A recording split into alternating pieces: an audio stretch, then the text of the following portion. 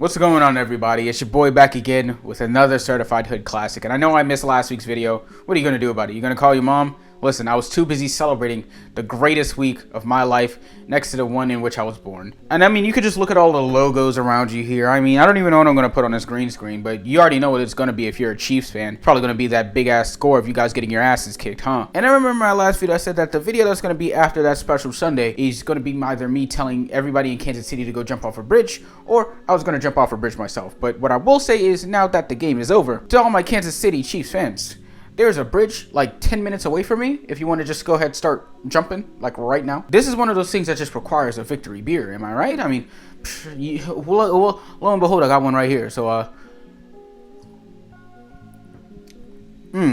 tastes like shit. But for today's video, I'm not just drinking this beer because, you know, the Eagles now have 2 rings and everybody else in the NFL sucks rat shit. For today's video, we got to talk about something that's a bit more serious as well, that you're definitely gonna have to sit down and have a drink for.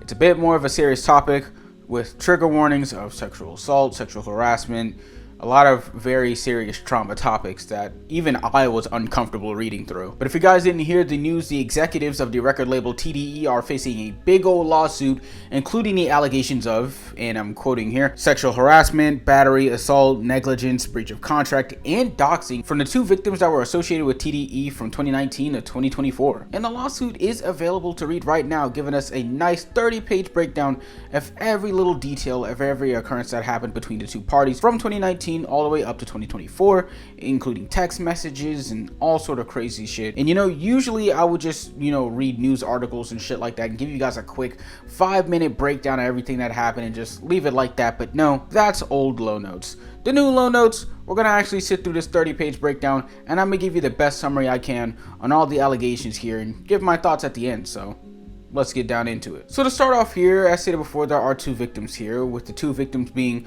one, Miss Linda Luna, who was a marketing associate with TDE from 2019 all the way up to 2024. And then the other victim is a woman named Aya Alteri, who is a resident within a home provided by TDE from 2020 to 2021. And I want you to keep her name in mind for later on. Now, this entire debacle started back in 2019 when label executive Brandon Tiffith spoke with Miss Linda Luna about doing some media work for their upcoming artist titled Artist A. Now, we're looking at TDE's roster. There's not that many artists with the letter A as their first letter in their name, except for Ab-Soul, but Ab-Soul's been in the game since like 2007, so I wouldn't exactly call him a rising artist. So it seems here that it's the new artist by the name of Alameda being mentioned here within this lawsuit as well, but I also want you to be able to keep that name in mind as well, because that's also going to come back later on throughout this video. But to go back to Miss Linda Luna, of course the first issues lie within the fact that she was not even being paid for her professional services, only being compensated for her food and travel. And after constant contact with Mr. Brandon Tiffith and being ignored and overlooked, she still was not compensated, yet still proceeded to do more work for TDE. And this wasn't just an issue that Miss Luna had, with other people who have collaborated with TDE, including dancers, also having a problem with the label executives not wanting to pay them, instead seeing the privilege of working with TDE as a form of payment instead of, you know, actual money, because I guess clout is enough nowadays to some of these weirdos. And it did start to get a bit overboard when Brandon insisted that Artist A stay at Miss Luna's home and that she would be reimbursed for, you know, the room and board and the cost and everything like that. But of course, to absolutely no surprise, Brandon was lying. But Miss Luna just kept her head down and just kept working for TDE while they were just actively fucking her over. But flash forward, it's mid-2020, and this is when the sexual misconduct allegations begin. So the document starts off with Miss Luna needing to be able to get in contact with Mr. Brandon Tiffith, and instead of, you know, being like, yeah, sure, I'll get to you real quick, he instead says that he'll contact her after he finishes getting head. But that's not all, because in June of 2020, Brandon also proceeded to send sexual imagery of a woman being bent over and held by her ponytail to Miss Luna. Or flash forward a year later, in which Brandon is still proceeding to send more sexual imagery and videos, and also pressures Miss Luna into drinking alcohol at the Cheesecake Factory. Now, once again, quick trigger warning, because the stuff that occurs after the Cheesecake Factory thing is a bit uncomfortable for me to read, I'm not gonna lie. It's pretty graphic, but to give you the spark notes on that, because I'm not very comfortable reading it, as I just said, allegedly Mr. Brandon Tiffith tried to grape Miss Luna, and he even had the audacity to say, and I'm quoting here, "Come on, Linda, you know this was bound to happen. Mind you, she's a dazed, semi-conscious woman. But now let's change the story to another lane, except it's all on the same topic of sexual misconduct. This time with it happening with Anthony Tiffith Jr., aka Moosa, towards Miss Linda Luna. Now this one already starts off pretty weird because Moosa here says that he was scared to work with Miss Luna because she was just too fine. Now of course Miss Luna did try to brush us off, but Moosa was persistent in his unwarranted advances and kept making these sexually charged comments about her body and all sorts of extra shit that was clearly making her uncomfortable. Now I will say this, there was a consensual kiss that occurred in 2019, but no romantic relationship occurred afterwards, with them both proceeding with only a professional relationship, or at least one of them wanting to proceed with a professional relationship while the other was still making advances. Now flash forward to 2020 and Miss Luna is in a relationship with somebody who actually happens to know Moosa. But as stated before, this doesn't stop Moosa because he still proceeds to make sexually charged comments about her body and all sorts of weird shit and just keeps harassing her. But flash forward again, all right, it's Mother's Day 2020. Moosa makes a comment calling her a MILF. What? He then proceeds to send more sexual imagery and videos, and then also expresses interest in Miss Luna's friend, in which Miss Luna has to remind him, bro, you are married. Like, I mean, this man even had the audacity to use her home for sexual activity with another woman. Now, I do want y'all to keep note here. Miss Luna is not the only person who resides in her home. She also does have an only child alongside her elderly mother that she takes care of as well. And before somebody says some shit like, well, why doesn't she just say no? Well, the thing is, remember how I told you that TDE actually owes Miss Luna a lot of money for her professional services?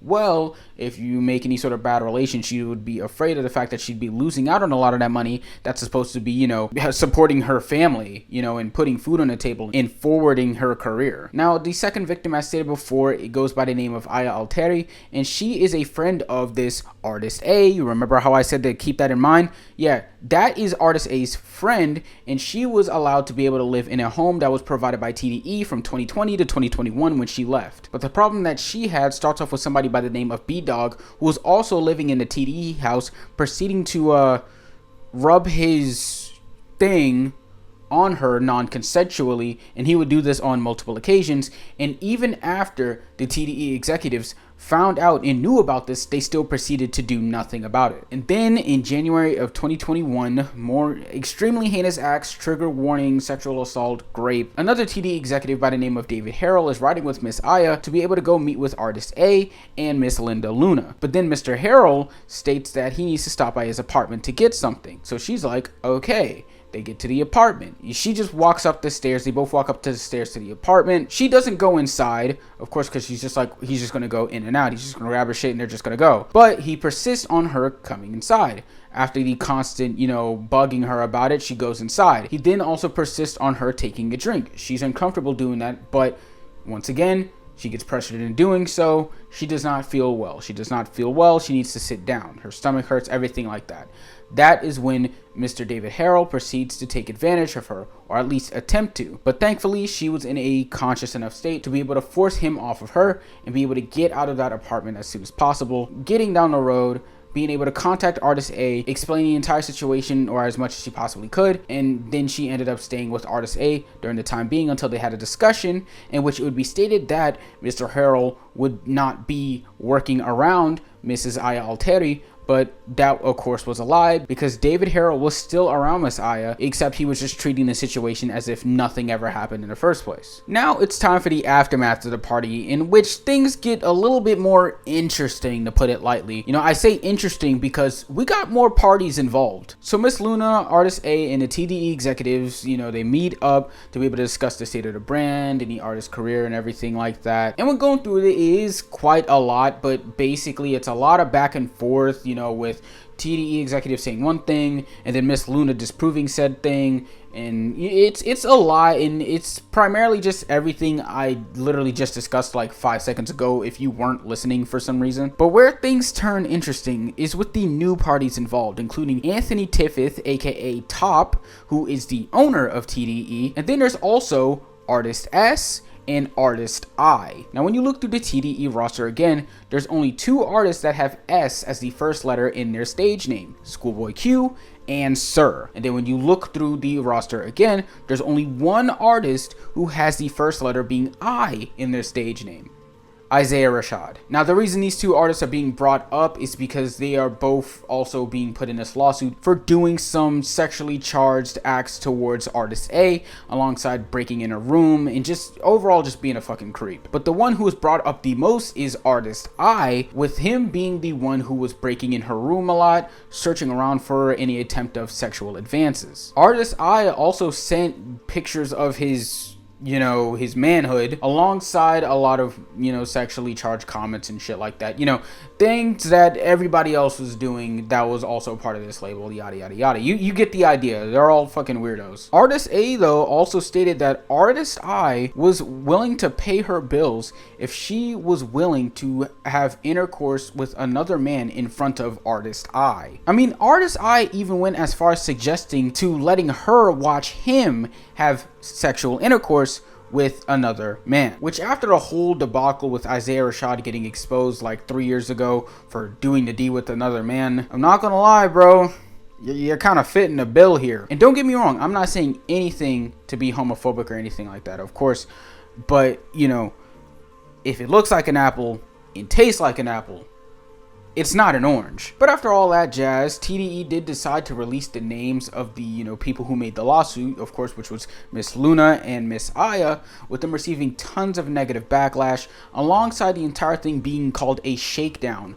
by TDE executives. Which I feel like is insane to say when your own previous artist had an issue with you, but sure, let's just call it a shakedown. But basically that's the rundown of the whole situation with TDE right now, with it being ran by creeps, harboring creeps, and promoting creeps all throughout. Of course, it always does suck that the victims have to be constantly harassed like this, and Miss Luna's career be negatively affected by this, because at the end of the day, she's just trying to take care of her family and forward her career. But as per usual in the entertainment industry, we are constantly shown that the people in power are some of the most unforgivable pieces of shit on planet Earth. And as for the mentioned artists, I'm just hoping that Artist A can find some peace away from TDE finally. And as for Artist I, well, I stated before, there's only 1 artist in this label with I as the first letter in the name, and that's Isaiah Rashad. So all signs kind of point to you, buddy. I don't really know what to tell you. You're kind of shit out of luck. But that's my thoughts on the whole dilemma. Let me know your thoughts down below while liking and subscribing or something like that. I mean, it's one of those things that makes you think about why Kendrick even got out of TDE in the first place, and why TDE didn't even promote Mr. Morale and the Big Steppers when it dropped, and just a bunch of other shit. But either way it goes, this is just another stain that is in a long list of just stains that is the entertainment industry. And I'm just really hoping that there is some sort of justice in this. But I said it before, thank y'all for watching. I'll see you guys next week. Peace.